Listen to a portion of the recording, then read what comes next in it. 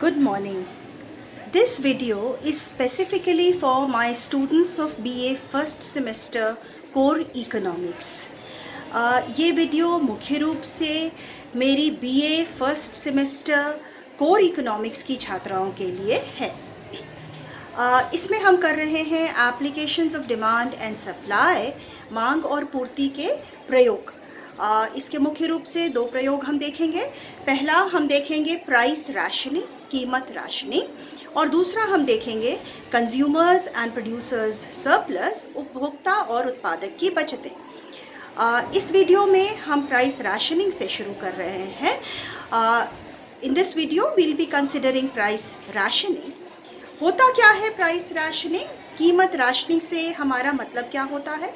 इसका मतलब होता है बाजार में किसी वस्तु या सेवा की उच्चतम या न्यूनतम सीमा तय कर देना। Price rationing means the setting of an upper और a lower limit for any price और commodity. Now why does it have to be done? ऐसा किए जाने की ज़रूरत क्या है? ज़रूरत ये है कि बाजार में जो कीमत निर्धारित होती है, हो सकता है उस कीमत पर उपभोक्ता के लिए, हर उपभोक्ता के लिए उस वस्तु को खरीदना संभव न हो। It is possible that it may not be possible for every consumer to buy a good or service at a price which is determined in the market. और दूसरी क्या स्थिति हो सकती है? It is possible that if producers have to sell at a price determined by the market, they may not be making profits. ये भी संभव है कि उत्पादक बाजार द्वारा निर्धारित कीमत पर अगर अपना सामान बेचें तो उनके लाभ बहुत कम हो जाएं। तो इसलिए समय समय पर सरकार को उच्चतम या न्यूनतम सीमा किसी भी वस्तु या सेवा की तय करनी होती है। That is why the government has to resort to price rationing. Now let us have a look at this in detail. अब हम इसको विस्तार से समझने की कोशिश करते हैं। सबसे पहले तो बाजार में कीमत कैसे निर्धारित होती है? First of all, how is price determined in the market? Price is determined in the market on the basis of the equilibrium between demand and supply. बाजार में कीमत का निर्धारण होता है मांग और पूर्ति की समानता की स्थिति में। That is, equilibrium is determined at the point at which demand is equal to supply. संतुलन उस बिंदु पर निर्धारित होता है जहां मांग और पूर्ति बराबर हो। तो इस रेखा चित्र में, इस डायग्राम में आप देखिए कि संतुलन E0 बिंदु पर स्थापित हो रहा है। Equilibrium is established at the point E0 and here equilibrium quantity is Q0, OQ0, and equilibrium price is OP0. But as I explained just now, it is not necessary that this equilibrium price OP0 may be suitable for all consumers or for all producers. लेकिन ये ज़रूरी नहीं है कि बाजार जो ये कीमत तय करती है OP0, ये सभी उपभोक्ताओं या सभी उत्पादकों के लिए उपयुक्त हो। उपयुक्त क्या हो? संभव हो इस कीमत पर वस्तु को खरीद पाना या बेच पाना। तो क्या होता है, कभी कभी सरकार जो है वो प्राइस सीलिंग तय कर देती है, अधिकतम कीमत तय कर देती है किसी वस्तु की। अब ये अधिकतम कीमत ये उपभोक्ताओं के दृष्टिकोण से लाभदायक होगा। This will be useful for from the consumers point of view. लेकिन हम देखें कि ये जो प्राइस सीलिंग तय किया जाता है, ये कब प्रभाव डालेगा बाजार पर? When will this have an impact on the market or on the producers? ठीक है, or on the consumers? तो सबसे पहले तो हम ये देखते हैं कि when will price ceiling be effective?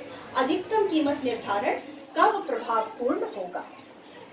अब बाजार ने क्या कीमत तय किया है? बाजार ने OP0 कीमत तय किया है। सपोज प्राइस सीलिंग या उच्चतम कीमत, अधिकतम कीमत जो सरकार निश्चित करती है वो OP1 निश्चित करती है। ठीक है, अच्छा, इस स्थिति में क्या हो रहा है? जो कीमत निश्चित हुई है, price ceiling is greater than the equilibrium price. जो अधिकतम कीमत है वो संतुलन की कीमत से अधिक है, तो क्या होगा, क्या इसका प्रभाव पड़ेगा बाजार पे? Will this have an impact on the market? Let us see. Now see, if the price is OP1, तो डिमांड कितना होगा बाजार में? Demand will be equal to OQ1, ये Q0 होगा, तो डिमांड हमारा OQ1 होगा। सप्लाई कितना होगा at this point? At this point supply will be equal to O, let us call this S1, OS1, ठीक है, this is the quantity OS1, ये है पूर्ति की मात्रा OS1। तो यहाँ हम क्या देख रहे हैं, डिमांड OQ1 है, सप्लाई OS1 है, this is called a case of excess supply, ये अतिरिक्त पूर्ति की स्थिति है। In this case there is excess supply, अतिरिक्त पूर्ति, तो यहाँ क्या हो रहा है, एक्सेस सप्लाई हो रहा है या अतिरिक्त पूर्ति हो रही है।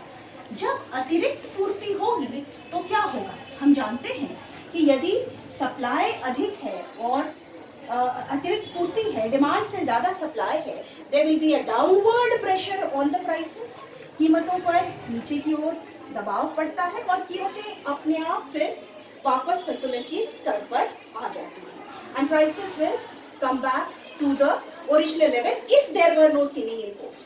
Now even if there is a ceiling imposed, what does it mean?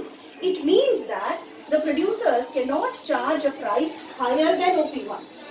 Ceiling impose करने का मतलब क्या होता है कि उत्पादक जो है वो OP1 से अधिक कीमत नहीं ले सकता है बाजार में।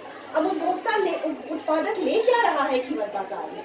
At what price are these goods being sold in the market in the first place? The price is already equal to OP0 which is less than OP1. इसका मतलब इसका कोई प्रभाव नहीं पड़ेगा, this will have no impact on the sellers or on the market, इसका कोई प्रभाव नहीं पड़ेगा। The second case can be that the price ceiling is set equal to the price equilibrium price in the market. दूसरी स्थिति ये हो सकती है कि अधिकतम कीमत वही तय की जाए जो कि संतुलन की कीमत ली जा रही है बाजार में, तो इससे भी सेलर्स पर कोई प्रभाव नहीं पड़ेगा, वो उसी कीमत पर बेच रहे हैं जो कीमत सरकार उनको कह रही है लेने को, जो अधिकतम कीमत सरकार उनको कह रही है लेने को। Again this will have no impact on the market, इसका कोई प्रभाव नहीं पड़ेगा। द थर्ड केस इज, तीसरी स्थिति क्या है कि जो प्राइस लिमिट या प्राइस सीलिंग तय किया गया है इज लेस दैन OP0। अब सपोज OP2 कीमत स्तर तय कर दिया जाता, OP2 है, ठीक है, OP2 is less than OP0, OP2 कीमत सरकार ने तय कर दिया। अब देखिए क्या होगा, बाजार में वस्तु किस कीमत पर बेची जा रही है? At what price is the good being sold in the market? At OP0। What price is the government asking the sellers to take? Not more than OP2. सरकार कह रही है कि OP2 से अधिक कीमत अब आप नहीं ले सकते। इसका मतलब इस स्थिति में बच्चों जो सेलर्स जो है इनके ऊपर क्या इम्पैक्ट पड़ेगा, इनको हानि होने लगेगी, क्योंकि ये इनको अब कहा जितनी कीमत वो ले रहे हैं उससे कम कीमत इनको लेने को कहा जा रहा है। तो इसका सीधा इम्पैक्ट क्या पड़ेगा, सप्लाई देखिए, सप्लाई घटकर S2 हो जाएगा और डिमांड बढ़कर D2 हो जाएगा। कीमत घटी है तो ऑब्वियसली डिमांड तो बढ़ेगा, लेकिन अब कीमत घटी है तो सप्लाई घट जाएगा। और ये क्या स्थिति हो जाती है, ये स्थिति हो जाती है एक्सेस डिमांड या अतिरिक्त मांग की स्थिति हो जाती है। अब इसका सीधा सीधा बाजार पर प्रभाव पड़ता है, एक्सेस डिमांड है, तो इस एक्सेस डिमांड को कैसे पूरा किया जाए? सरकार क्या करेगी? सरकार ने ये तो कह दिया कि आप OP2 से अधिक कीमत नहीं ले सकते हैं, लेकिन उस कीमत पर चूंकि आपकी पूर्ति घट जा रही है, डिमांड ज़्यादा हो जा रहा है, तो क्या किया जाएगा? अब इसके कुछ तरीके हैं जो सरकार अपनाती है। मुख्य रूप से क्या किया जा सकता है, अब सामान कम है, मांगने वाले ज़्यादा हैं, तो सरकार क्या करती है? पहला जो इसका समाधान करने की कोशिश करती है उसको हम क्यू सिस्टम कहते हैं, ठीक है, या लाइन प्रणाली आप कह लें। क्यू सिस्टम पहला इसका सलूशन होता है। सरकार कहती है कि लाइन बनाकर, क्यू सिस्टम या लाइन बनाकर